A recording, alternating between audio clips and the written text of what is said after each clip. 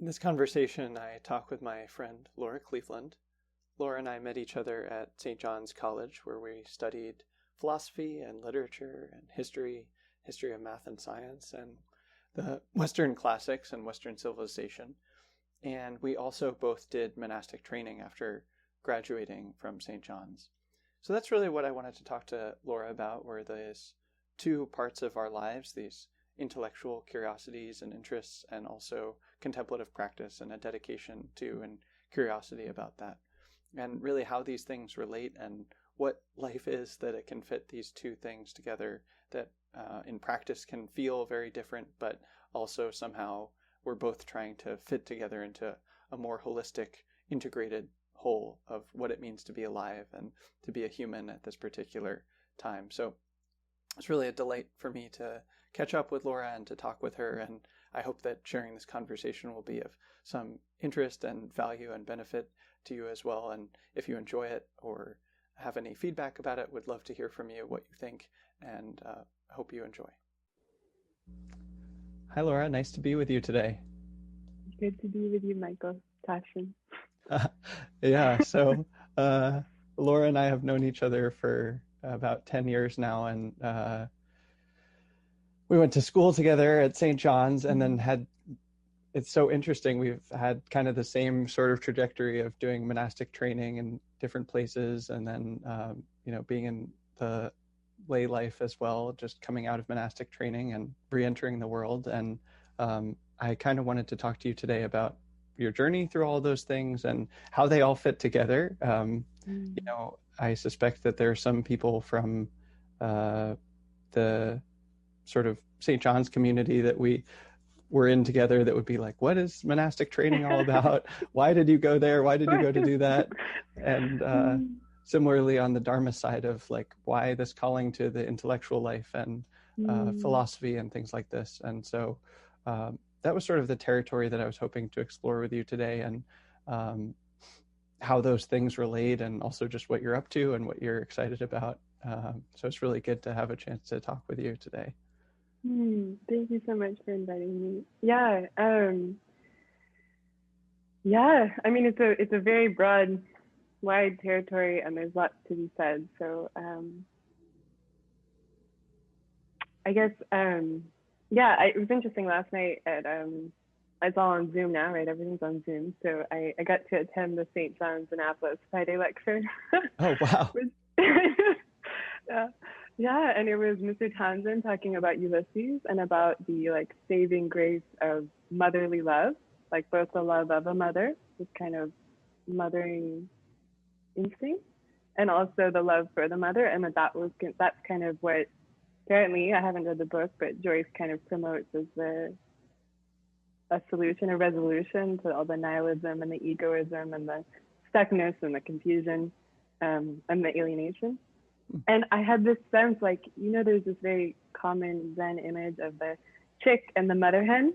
And when the chick starts tapping on the egg, that's when the mother hen knows to start kind of assisting the egg to break. But if the mother hen starts breaking the egg too early, the chick could not be prepared and would die.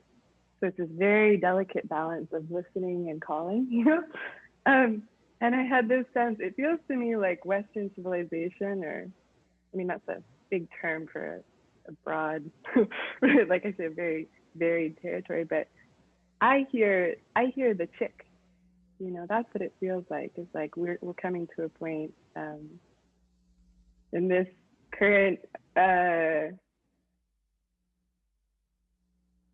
in this current world system, worldview that is looking for some kind of change, some kind of revolution, some kind of way to actually touch this question of like who we are, right, and what our proper relationship with the world and the whole cosmos is.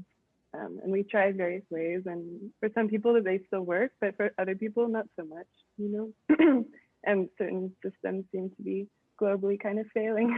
So I think it's a really good time to be asking, how do we come to know who we truly are, not as separate atomic individuals, but as a part of our community, but also our global community. yeah, so it was funny. I heard this lecture last night and I was like, this is Zen. Maybe it doesn't even know it's Zen. You know? But that was my feeling. Like for me, the path from St. John's to Zen feels very continuous. And I don't know if either Kant might agree with that vision of myself, but for me, it really was. It seems to me, and I was particularly, as you know, we were in so many Plato study groups together. I was particularly drawn to Plato and Aristotle and the ancient Greeks, because they do seem to have a holistic vision of, what it means to be a human being, what thought is, what mind is, our relationship with the natural world, what a life that is in alignment with those principles looks like, and how to cultivate that. I felt that was what I was really drawn to, and a beautiful exploration of what reality is, like in its most essential, but maybe not essential, but like, just this deep question of what reality is and what it means to be alive. And then when I found Zen, it was interesting. It met that question in so many different ways. Like, I think it's always hard to parse motivation, but when I initially encountered Zen, it was after my sophomore year. We'd been reading the Bible for the first time. Can you just pause for a second? Can you say, I imagine some people here won't know anything about St. John's and what St. John's was, and that we both went there and what that would mean to us. Can you just say a little bit about what the curriculum there is and what the program was and what that experience was for you? Yeah, thank you. Yeah, that would be helpful because it's such a unique school.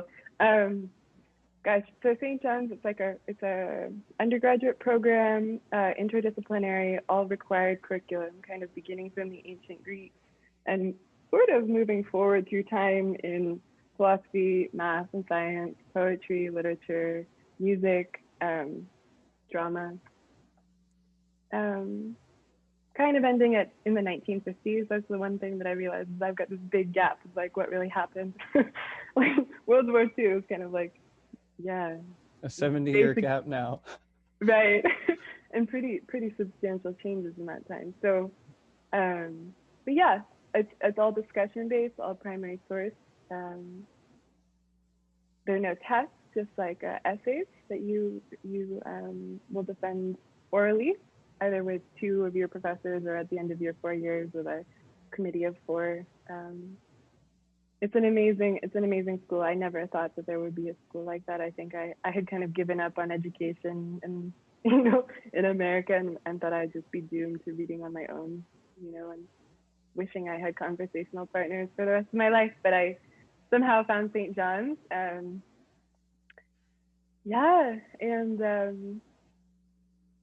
What do you think that you were looking for at St. John's, in starting to attend school there? What do you think, what was calling you and exciting you that you were looking for in life that St. John's really answered for you?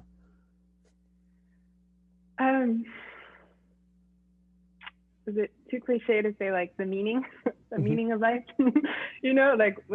What this is all for, what this is all about. I think I felt very dissatisfied as a teenager and really, really struggled, actually had a really hard time, because it just seemed to me very unclear, what a good life was, what, especially when you're that young and you feel like every decision you make is kind of laying the groundwork for future lives, future paths. And not really seeing too many models of a life that I felt would be actually satisfying or meaningful for me, I kind of felt like I'd always have this double life, where you fulfill societal obligation and then in your own time you read, you make art, you're in conversation with the books that inspire you and the movies and the music, and that's kind of the real source of life for you. But for me it was just why are we here? What is the meaning of all this, and what do you do? I mean, in a way, it's just you can just fulfill the and there's nothing wrong. You can fulfill the conventional expectations, and they're kind of beautiful in a way if you do them well, right? You can find a partner, get married, have children, create a home, think it's a beautiful idea to create a home, a place where, yeah, you you create an environment where the things that you believe are truly beautiful and life inspiring and truthful are promoted, and you get to have this little place where that's available to you in a way that it isn't always in like a society. So those things are beautiful, but there's another way in which they can just feel like running the same wheel, right? You work so that you can pay rent, so that you can, continue to live in the same place. And then there's this sense of like never ending activity, and it's very unclear for the sake of what, it just seems to be sustaining itself. So, yeah, I think I started looking into philosophy. I think I remember reading Nietzsche and being kind of not liking him, but appreciating the questions, being like, I kind of don't like his sensibility, but the kind of things he's interested in, I'm interested in, and reading some Goethe and like, Emerson, and just basically whatever I could find, that touched this like deep existential angst of like, what am I here for, and how am I going to know which option of life to choose, Mm-hmm. Yeah. So all those things were alive for you, and that those questions were alive, and then St. John's was like a way for you to ask those questions and move forward with trying to find answers to those questions. Right. I had the sense, I was like, I'd come across, I remember I had a to-read list, like in my notebook. And I found the St. John's website, and I looked at the list of authors that they use. I don't think they do this anymore, it's such a pity, but they used to have a list of the authors on that website. The following teachers will return this year. Oh, yes. Yes. And it's all the books that's on the curriculum. And I was like, that list is my list. It's like, these are the people that I, in some shadowy way, as a teenager confused in a library, was like, okay, I think that person has something to say that I want to hear, and that person, and that person. Yeah, and somehow, like,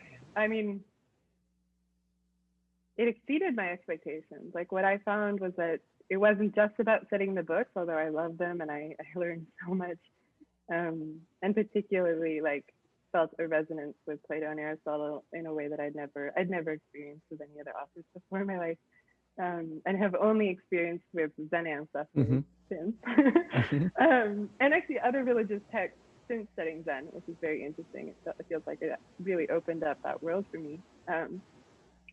But the conversation, that I didn't really talk to people that much when I was younger. I was a pretty solitary child, pretty lonely, only child in rural California. That's where I grew up. I was born in Italy, but I grew up in California. I didn't know what could happen in conversation. I didn't know that there was this mode of interaction with other people that was like kind of transpersonal in a way. It was like everyone is themselves, everyone has their opinions, their conditioning from where they were brought up and what they think and what they were exposed to.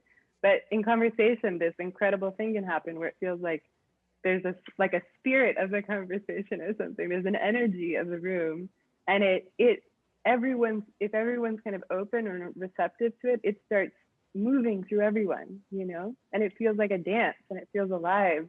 And you appreciate the uniqueness of everyone, even if they disagree with you. You're like, thank God you're disagreeing with me. Like, we wouldn't have music if we were all singing the same note. So that was like profoundly altering for me. Yeah, that just really opened up the way that I understood relationships, basically. Yeah, and community. And you mentioned Plato and Aristotle in particular, and I know one of the things that we really shared in common when we were at St. John's was this love for Plato, and so many people at St. John's develop a love for Plato and philosophy in general, of course, but Plato in particular. And can you say a little bit about what's so special about Plato in particular, and what you think it is that makes you and certainly me and others fall in love with Plato? Like, what is it about Plato that so calls the soul in your experience? Well, I think we were really fortunate to encounter Plato in the context that we did, right? It's always kind of surprising to encounter people who think Plato's an authoritarian or think he's like this intense dualist with a very separate world of form, you know, kind of always a little shocking, a little jarring. But I mean, for me, Plato's a mystic. That's, I think, and he does this incredible thing of bringing you, and maybe I'll say this first. Unfortunately, it feels like we have to kind of piece together how he does this, how he did this, maybe with himself and with his students, because we don't know the practices that they did. We don't know what kind of like post-Pythagorean, you know, ethos they had. But my experience reading Plato was that my relationship with my own conceptual mind underwent a radical shift. It was like, if you read Plato trying to grasp the like argument, you know, counter argument, you know, proposition, you know, it's a very different experience. But if you read it like first and foremost as between humans, I think that's like humans with emotions and agendas and ideas and, you know, opinions that are, you know, firmly held, then you kind of begin to see that Socrates is this like masterful dancer. Maybe that's the right word, right? And that I mean, excuse me. It's kind of a tricky question, like whether there's actually a truth that you could achieve or attain, you know, and whether he thinks that's so. It's an interesting question, but it seems to me, without getting into that, like the process of attuning yourself, of finding an orientation to your life and to the world and to the conversation and the questions that actually allows you to be moved, right? And for the world to shift, like the periogoge, right, of the cave, this like turning around of your vision, so that it's not just your own egoistic perceptions and preferences and agendas that you see the whole world through, but that you actually have a more direct contact with reality. Yeah. Sorry, that was a long sentence, but that's possible. And I think he's leading you in that, and he's training you as a reader to do that as you move through the Republic or the Phaedo or the Meno or the Phaedrus or the Symposium or something. Yeah, and I started to have I started to have a relationship with reading that felt musical. I think that's the best way to describe it. It really, like the kind of logic that it had was much more like the quality of like a jazz performance or something, where you hear a theme, right? And then you hear the theme kind of elaborated on over here and then totally transformed over here. And then maybe at the end, you kind of get a sense that the whole expression of that theme, or at least some part of it, has been explored, you know? And now you can see the territory more clearly. And you kind of learn how to listen, like how to say, this sounds so much like this, you know? Like, where this, I can understand how this movement of argument is actually like the result of like an energetic buildup, you know, like like a crescendo or something. It has all the context of the previous arguments, and now it's really coming to its climax, you know, here, book 7 you know, of the Republic. Yeah, so this is all very imagistic and kind of a poetic way to talk about it. But for me, yeah, that's what I found, was that my own mind, my philosophical drive, aspirations, curiosity, longing, weren't merely conceptual. It wasn't just to accumulate knowledge. It wasn't just to kind of like compute analyses. There was something being led to see something that can't be said. You know, I think you can sing it, maybe, you know, you can depict it, but yeah. So okay, that's my attempt. That's my attempt to describe my relationship with Plato. It was transformative. It touched, for me, it determined that I loved philosophy, that I loved the love of wisdom, and that's something that it includes you as a whole human being. It's not an argumentative pursuit. It's like you actually engaging and addressing the questions that arise in your life, and finding an orientation that tries to get to the heart of that. Yeah. I'm glad that you put it in terms of questions a couple of times in your answer, because really both with Plato and with St. John's in general, a lot of what I took away was the power of questions, and stating what the questions are that you have, and then following them where they lead you, what books they draw you to, how you live your life, what sort of what the question is that you're asking with your life itself. And I'm curious to hear you describe what questions really called to you as you were studying philosophy and studying Plato, and then later doing monastic training, studying Zen, without reference to a particular author or particular book or something like that. Just how would you put the questions that have been most alive for you in your life and during those times?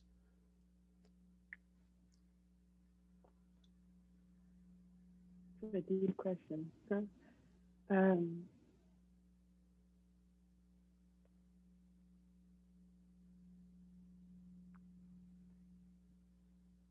Yeah, I think what is being is kind of one of the first, being is what's truly real? What's the source of reality? But I kind of mean it in the way more that people might ask, what is God? Not as I love ontological arguments. I think they're interesting to understand how people, how people relate to, the structure of the universe.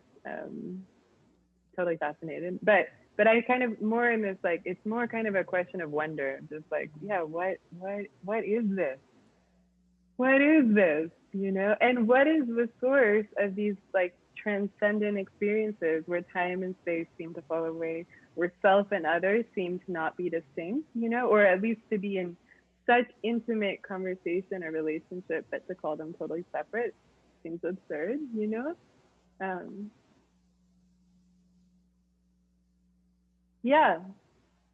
I feel like that's really the question that has driven my life. And then I'm interested in the different expressions of that. I'm very interested in the ways that people can give voice to that, both to speak their experience and then to engender that kind of wonder in other people too, that's another beautiful thing about Plato, is that not only are there these fascinating arguments, and this kind of this musical intelligence that's I think beyond concept, but he's also able to create a work of art that allows us to enter that, or Bach, that's kind of one of my favorite examples, is how do these artists channel that, whatever that is, however you want to describe it, so that people can touch it, people can have this experience and then reflect on the rest of their lives from that.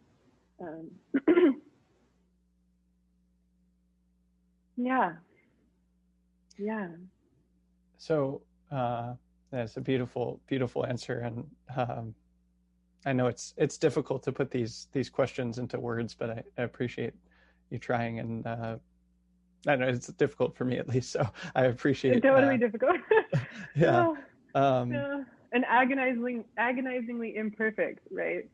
There's always for me a sense of nope, that wasn't it. I tried, but yeah.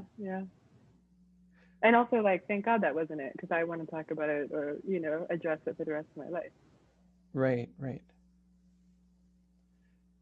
Yeah, when you put it the ways that you put it, it makes a lot of sense to me as someone who's done monastic training, why you would be called to do monastic training and meditation. But, asking this question of what is reality and what are we doing here, and what is this life, and how do I live in it? But can you flesh that out a little bit about what your own experience of that was, why you started meditating and felt called to do monastic training, and also Zen in particular, this love that you have for Zen and Buddhism. What drew you away from the sort of intellectual context of St. John's and pursuing philosophy and discussion and writing and books and so on into this other world of another attempt to answer the same kinds of questions? How would you describe that trajectory? Yeah. I mean, there are lots of pieces, mm-hmm. right? Yeah, I think I began meditating when I was, I think, about 18. Yeah, funny. I had an experience walking down the stairs. I'll tell you a little story just because it speaks to me. But I had a dear childhood friend named Michael Black who died a few years ago in a motorcycle accident in Greece. But he was the one who had invited me. He told me I should come visit Portland, and so I went to visit Portland. And then it turned out there was a room in the house, and I was like, sure, I don't know what I'm doing with my life right now, so I'll rent a room. And he would always, and I lived above him, and he would always tell me that I walked too loudly down the stairs, you know. So there was, he was like, can you walk a little, you know? Can you be a little bit more present, Laura? Can you?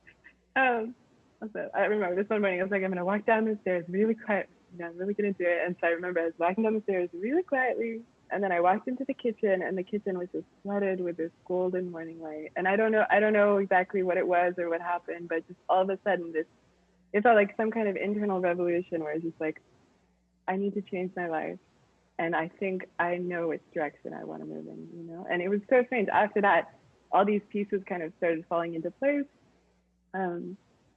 Yeah, and I started getting really specific about what things brought me joy and meaning and liveliness and inspiration, and started really making a place for them in my life daily. And one of the things that I felt called to, but I didn't know much about, was meditation. So I found a guided meditation online, and I'd do it in the morning after my bath. that was a part of the daily schedule, was my bath and meditation. And I just remember, like, yeah, even this 10, maybe it was 15, but not very long meditation, how it offered me a sense of like presence, a sense of settledness that I just loved.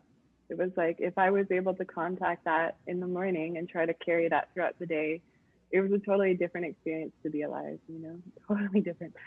So I kind of paced with that. And then I went to St. John's, and I mean, it's so, like, you can get totally absorbed in the world there. So, yeah. I mean, and there's a way, I want to say this, there's a way in which I think ancient geometry is a form of meditation. You know, it's this, really powerful form of concentration. But you yourself have to be stable enough that you can actually focus, like, single-mindedly on this one mental object for long enough for it to reveal itself to you. But then you also need to be looking, like, you need to be looking at the triangle to actually be able to see its properties, right? And then there's this shift in vision where the thing that was right there before you wasn't visible, and now you see it. so incredible. So I think there's kind of some meditation really at St. John's, and music, you know, in a way. I think singing is a meditative, a communally meditative experience. But I wasn't doing much sitting meditation until my sophomore year. After the end of the school year, I found some of Gil Fronsdale's Dharma talks and just loved them. Just felt like they were really touching, especially this part about human suffering, which I felt like I'd never really grappled with. I mean, I'd personally experienced, but I hadn't thought about it. You know, it was kind of like you're just overwhelmed. You know, it's like, wow, more tragedy. You know, more loss. But yeah, Gil seemed to have an approach that seemed really promising. And so then I somehow found out about Tassajara, Zen Mountain Monastery, or Zen Mountain Center. We're Zen Mountain Center. Zen Mountain Monastery is the one in New York, but Tassajara is Zen Mountain Center. And I spent the summer there, and yeah, in one way, it's very normal every day. Like, I made guacamole and hummus for, you know, days on end. And in another way, I touched an experience of my own life that was joyful, was rich, that in a way that wasn't dependent on whether, so and so was nice to me that day, or, whether I had gotten enough sleep, or, whether I woke up grumpy or something. It was like there was some kind of much deeper chord of bass note of joy and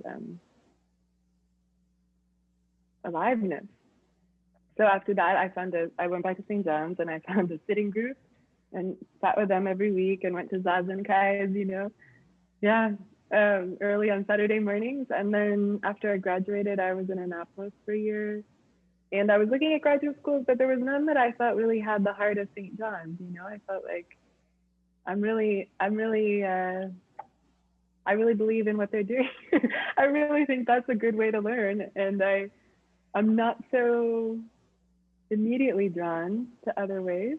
They're probably useful. You probably develop good skills, and probably you do have good conversations, but none of them were calling me. So I remembered I had earned a practice period credit from my time at Tassajara, and I went to Green Gulch for what was supposed to be 2 months. It turned out to be 8 months there.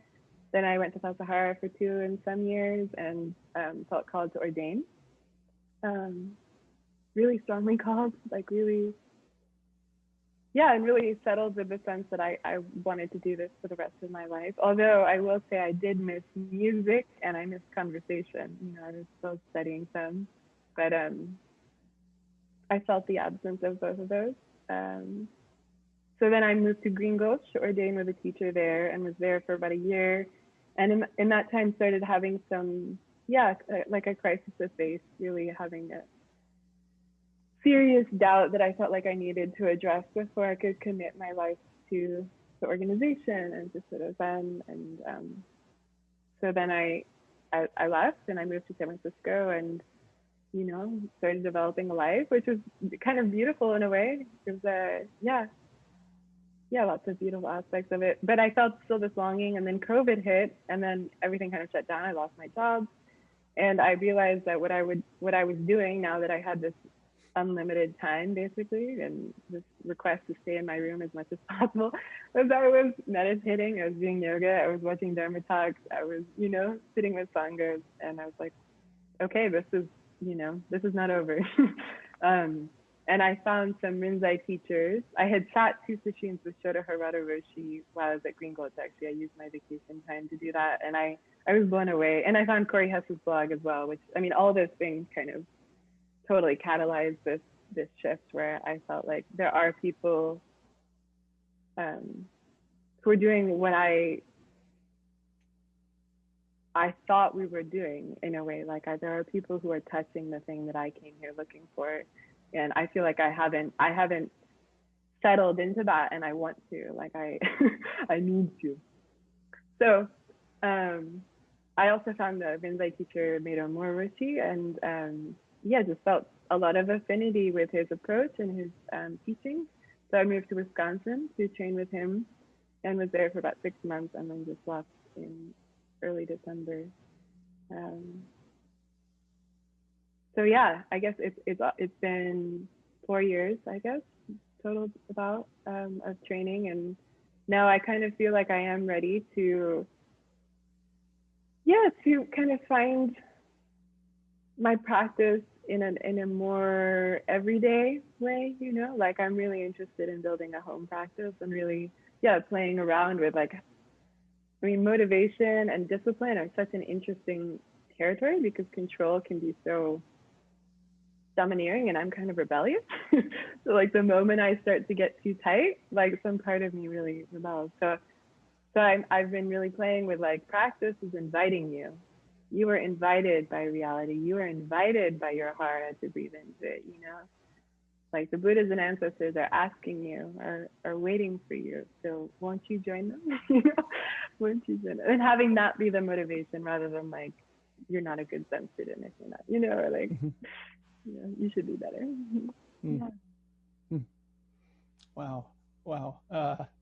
So it's just beautiful to hear the journey like laid out in full, and so many steps there, and there's so much I'm curious about in there. But one thing that really strikes out is sort of you had multiple chunks of different training periods in different places, and sort of interspersed with finishing your degree at St. John's, and then also, periods as a layperson, coming back to that now. And, I know you, and you and I both, and others that we know, have such this call to the intellectual life and to studying and to reading books. And, I'm imagining you being at, doing training over the summer after your sophomore year, after St. John's, and a couple of years at St. John's. And when I think of that, I imagine it being, if I think of myself at that time in your shoes, like that, I think that would have been excruciating for me to I'm at the relationship with books and like putting that aside. And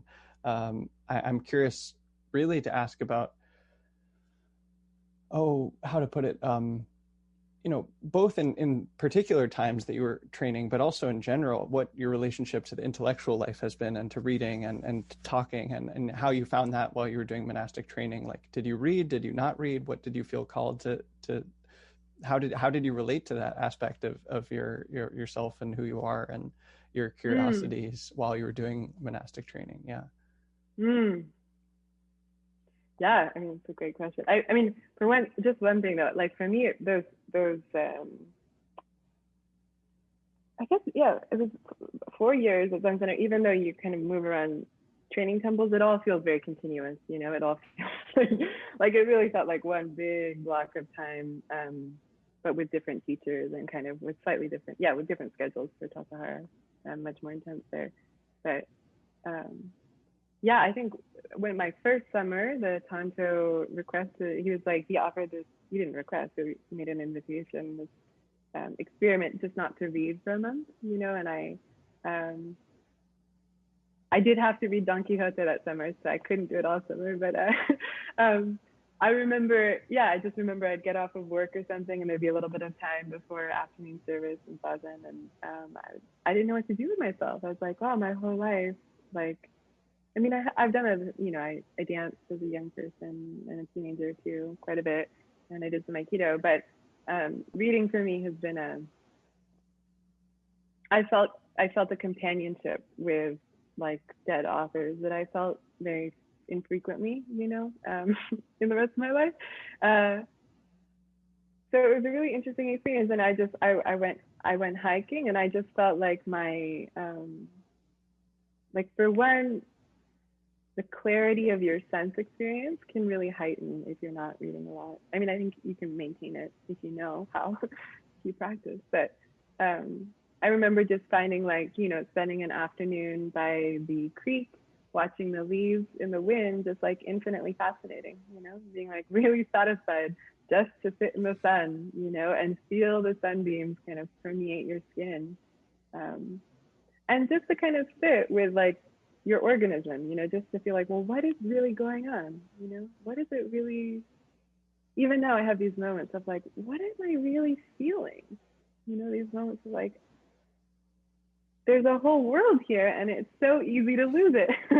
So that was really interesting, and I'm very glad that I did that experiment. And then when I returned to Zen Center, I really kind of made a point for the first, I think, really 3 years of only reading Buddhist Dharma, really only, reading books about meditation or books from the Zen ancestors. And I found myself falling deeply in love with Dogen, Dogen Zenji, kind of the founder of the Soto school. And Hongzhi is exquisitely beautiful as well. But that, it felt to me and we would have a study period during practice periods. So I would spend my study period reading Dogen, and it felt to me like it was a conversation with my practice. It was every morning I would have meditated for 2.5 hours or something, and then we go to study, have breakfast, and go to study. We have service, breakfast, and go to study. And it would be this kind of mirror, reflection of well, where is my practice this morning? What experience? How vast is my experience of reality? How vast is my sense of self? And moments where it feels you can actually touch the mind of the ancestors. You can actually have their mind, capital M, not not rational mind, but mind kind of transfuse you know, if you're able to receive it, and give you this energy that I like reading the stories of the ancestors and them, you know, trekking across the Himalayas and them, you know, practicing in the snow and cutting off their arms and, you know, all these unbelievable things they did, the amount of intense aspiration and commitment to the path. I was like, this is the kind of practitioner I want to be, you know?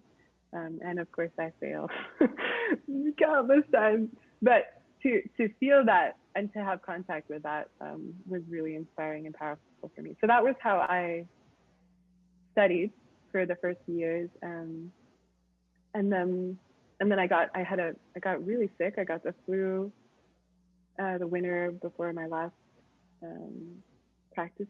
No, sometime I can't remember when.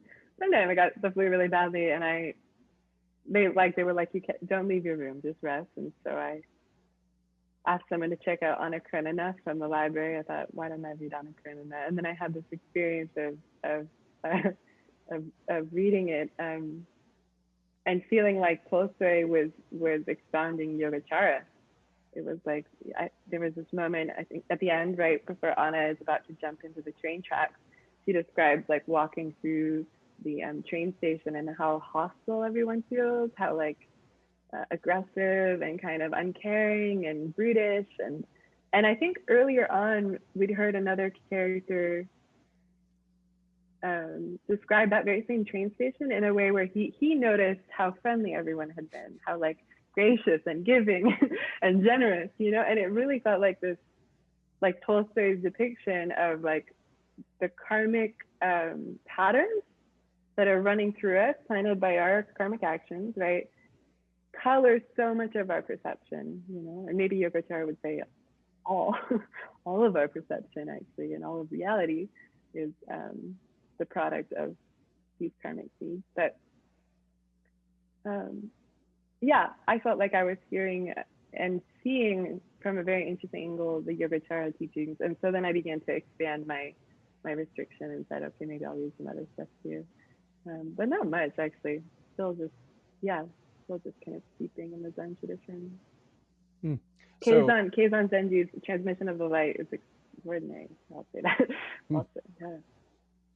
It's the stories of the ancestors, and then he gives a little Dharma talk, kind of like expounds on they'll share their awakening experience and then expound on that. And you can kind of even trace, this is what I would love to do more, you can kind of trace the flavor from teacher to student, you know, from each to each. You get the sense of the lineage, actually, the same energetic current expressing itself in various ways. So beautiful, so beautiful, so inspiring.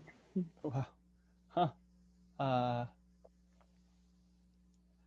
So there was a time where you set aside reading entirely, and then there was a time where, you know, maybe the majority of your training where you're just reading Buddhist texts and exploring that, and then you branched out and saw that other texts could also be helping you move forward with the path and be articulating truths that were consonant with the things you were looking for. Is that sort of a fair summary of what your approach was to reading during your training? Yeah. And becoming interested in the variety of expressions, you know, becoming interested in seeing from different angles, you know. Yeah, that brings up that, like, I'd be curious to ask you, you moved into the Zen training and had the calling to do that form of training rather than, you know, say other forms of training, or of being called to participate in other traditions. And yet there is the sense that different traditions can be sort of different lenses on the same things. You know, we were talking earlier about how Plato can be seen as a mystic and was also helping move your soul in particular, and others as well, towards these kinds of shifts. And I'm curious to hear you describe why you felt called to do Zen training and Buddhist training in particular. Yeah.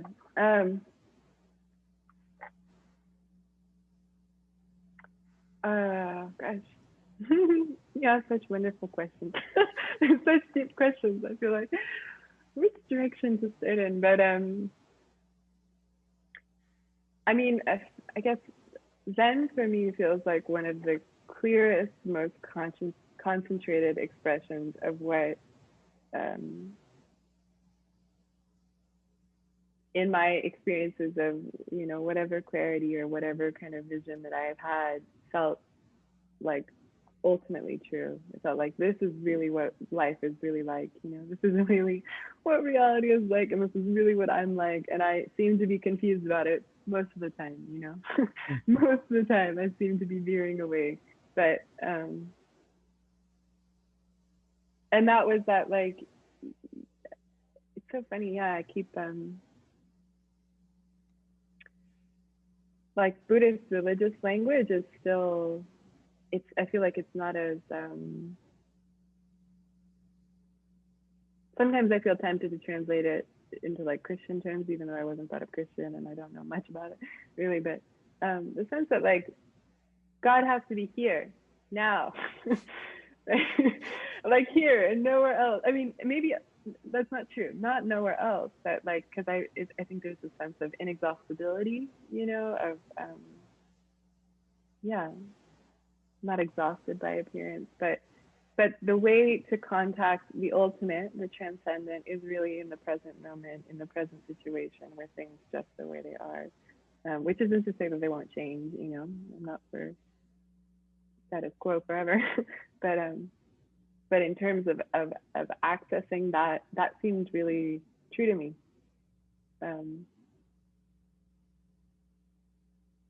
And that what gets in our way is often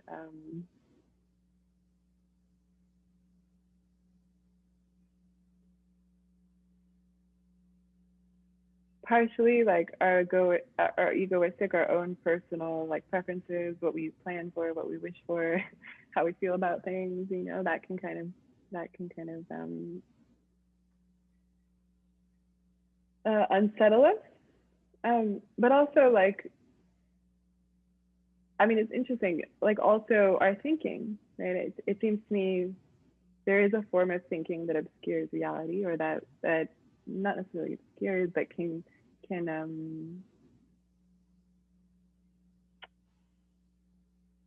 calcify what's actually fluid, and that's actually one place where I see the intersection of philosophy and Zen quite clearly, although I don't know if anyone else does. It seems to me philosophy is about awakening the mind so that it's actually present and attuned to the questions in every moment and never kind of stuck on a conclusion, like in the divided line. Right? It's like the third part, Dianoia, is this kind of step-by-step to conclusion kind of thinking, but the fourth part has this much more dynamic, active, like a springboard, he says. It always reminds me of the Genjo Koan, leaping beyond the many and the one. Right? Yeah. So there's a kind of thinking that's stuck, and that can really kind of impinge our direct and living, fresh experience of the present moment. So, yeah. That's fascinating. Yeah. I mean, I think it would be really easy in the settings that you've been in to conclude, oh, thought is the way, and I should just think, read, write, study, talk about things that will help me answer the question I have of what is reality and what is life all about and who am I and how should I live?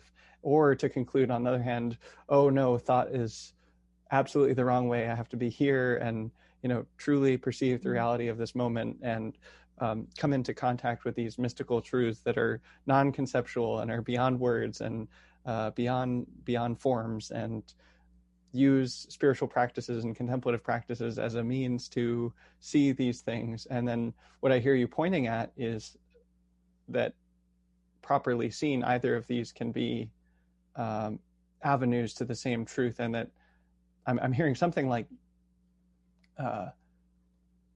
thought can be integrated when you are seeing this reality. It would be a mistake to say just thought or no thought, but instead there's a kind of integrated way of being alive that includes thinking in the search for reality, but isn't dominated by it or rejecting it.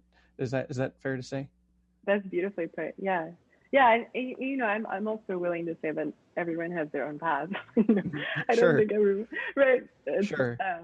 But I think for me, I recognize, especially after my training at Tassajara, where I had been yeah, I mean, I hadn't really been having many conversations. I had been sitting on my own, and but I did long for conversations, and kind of finding them again recently has been so nourishing. But yeah, for me, I realized like philosophical thought and conversation is life giving. It's like, yeah, it's it inspires me. It opens me. It I am more able to receive the teachings, you know, of the world and then of the Buddha ancestors and of all the sages of all time. You know, if that part of me is kind of um, getting to move, yeah. So I think I'm kind of in a moment, and you know, I also want to say that I like, yeah, I mean, this is my path. You know, I'd hate to mislead anyone. I Sure, think sure. probably, yeah, it's good to have a relationship with a teacher if you're doing Zen training and just listen to them, you know, don't listen to me. But for me personally, after this amount of training, I'm interested in exploring opening that up again, actually. And I have to say, I just finished a little short 2-hour retreat with Kokyo Henko, who's a wonderful Soto Zen teacher. And he offered this beautiful teaching of three wisdoms. And the first one is the wisdom of hearing the teaching. And the second is the wisdom of reflecting, like kind of using your present experience and your own ideas and opinions, and maybe even in conversation with other people to reflect on the teachings. And then the third is integration and an embodiment. But that there's like all three are good actions, you know, and it might be that the way that you first encounter a teaching, it is totally conceptual, you know, but it can be really helpful to unravel the stuck confusion of our own, you know,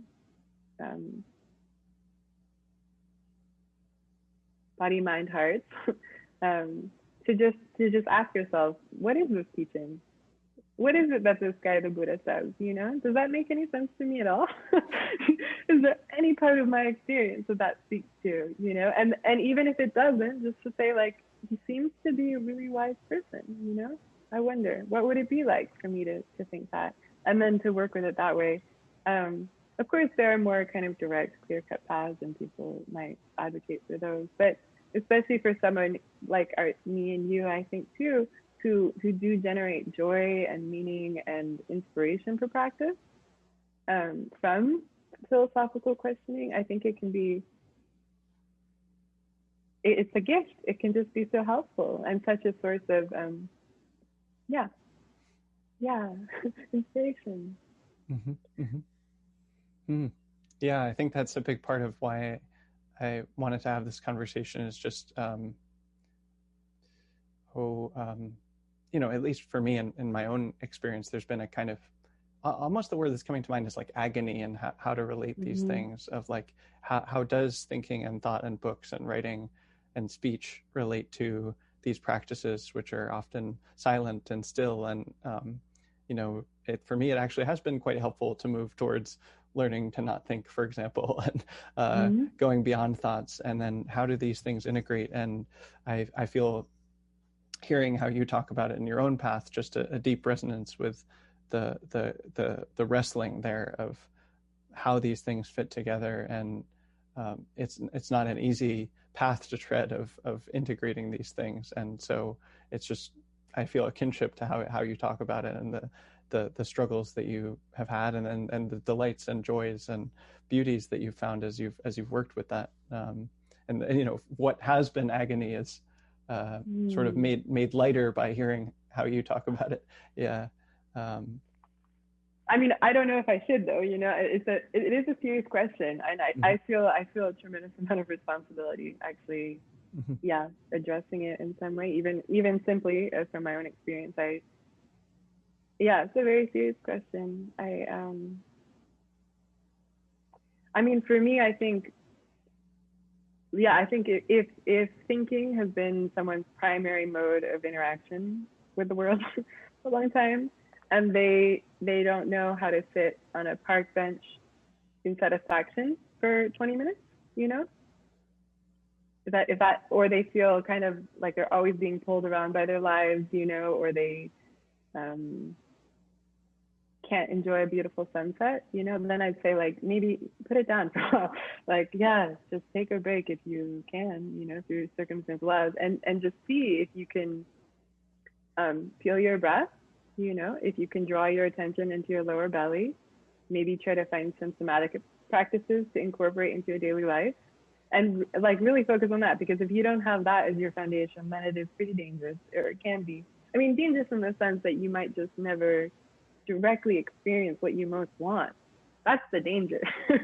But that's the thing that's at stake. It's like you might only have ideas of it, which are beautiful, and you know, it's still a pretty good life. Like, but there's more possible. Like you can you can directly experience God, you know. It's available to all human beings. So yeah, let's not get satisfied with things that aren't, you know, quite the full thing. Not that I'm speaking from direct and complete, you know, experience, but I do have faith in it. So yeah, if you don't know what it's like to sit and experience, pick up meditation, work on that, develop that as a foundation. And then I think maybe if you've had some time to do that, and I'm not, you know, I'm still kind of shaking some ways, but I'm feeling this energy in myself to kind of open that door again, and to, and also that the intellectual, the philosophical realm is just another layer to integrate awakening in, you know? It's just another, like in the same way that I think we hold confusion in our bodies, you know, we hold tension and traumas. I think we also hold tensions and traumas in the mind, so that like philosophical investigation can be a cleaning or a clearing out. So it's just a further degree of integration. And then also it's just so beautiful to have contact with the ancestors. It's so incredible, you know. So yeah. So that if you're coming from the, well, I'm hearing something of sort of some context specific advice there of if you are sort of the intellectual type that is called to the world of thoughts and thinking and books and ideas, like to set that aside and see what opens up when you do these kinds of contemplative practices that are less about thinking and more about direct experience. And then I'm hearing something of like, how would you put it for what is the call for those who are doing contemplative practices towards this more intellectual side of things? What's on offer there?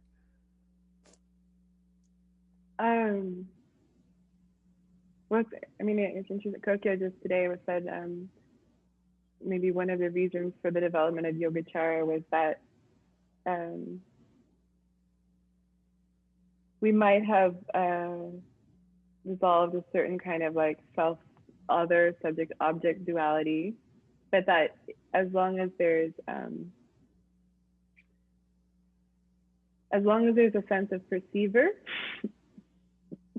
sorry, this is going to get kind of technical. As long as there's a sense of perceiver or witness, there's still a subtle duality. And if you believe that the source of suffering or discontent in human life, or self-alienation, or I think the whole territory of existential angst is like rooted in this, is this sense of separation, right? If human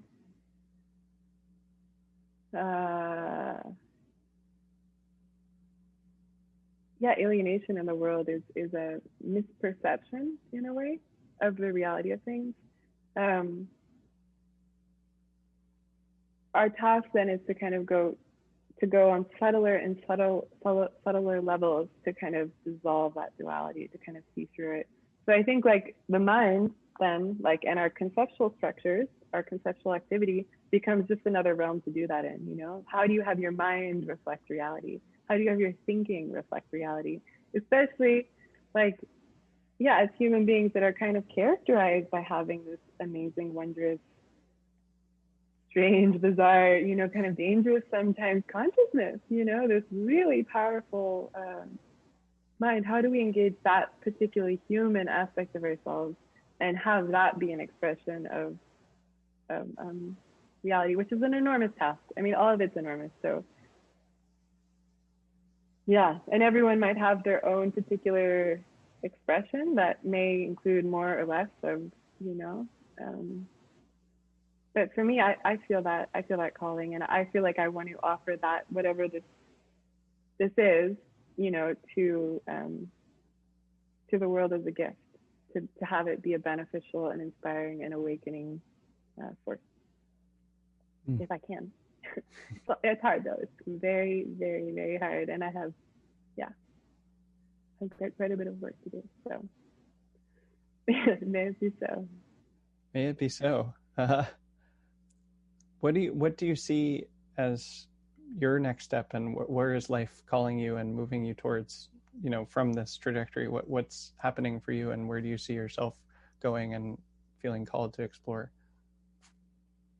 Yeah, so I've been accepted into the Eastern Classics program at St. John's in Santa Fe, a graduate master's program, which I'm just thrilled about. But yeah, I think it'll be just wonderful. Kind of a similar approach and orientation as the undergraduate Western Classics program, but instead reading texts from India, China, and Japan. And then I think I'll learn classical Chinese. I have the option of doing Sanskrit, but I think I'll do Chinese. Yeah, I think that just sounds amazing. I'd love to work on translation. I've always loved languages. So being able to contact the ancestors in the original language, and then somehow, like, as faithfully as I can, give voice to that to other people, is very, very exciting to me. And then also all this beautiful work with Dharma Gates that we're both doing, which I'm thrilled about. Just for people listening that might not know, Dharma Gates is an incredible nonprofit, kind of designed, I mean, you can help me talk about this, but designed to bring young people into contact with Buddhist retreat centers and kind of intensive retreats. And yeah, there's lots of beautiful, exciting things developing with that. And I'm so looking forward to working with you. Mm-hmm. Yeah, it is really exciting for me too. And that's just such a big part of why I feel called to that mission, is like, seeing what they're doing and what they're offering to young people, and how much that would have benefited me in the shoes that I was in at school, where it's like, I feel so called to these things, and I don't really know anyone that's doing this sort of thing, and I don't have guides or teachers or traditions to be connected to, and I kind of had to seek those things out for myself. And they're really creating structure and community around these things for young people in a way that I know I would have benefited from. And I'm just so grateful that other people are going to be able to have the benefit of those structures and programs and offerings. Yeah. I know. I wish I had had that. I know, that's kind of what I'm thinking. How can I provide for other people what I wish I would have had, you know, which for me, I think just having a good sense of all of this out there, because there are many, you know, many people doing wonderful things, and to find the person that you have affinity with. That's what so many Zen texts really say, is like finding your practice is really about finding the teacher you have affinity with. You know, almost more so than like the lineage or anything else. It's just like, when you see this person, you say, that's who I want to become like, you know. So giving people that option to say, there's lots of people and I want to support those people, so let's connect everyone. So beautiful. Is there anything else that you'd like to mention or share before we end?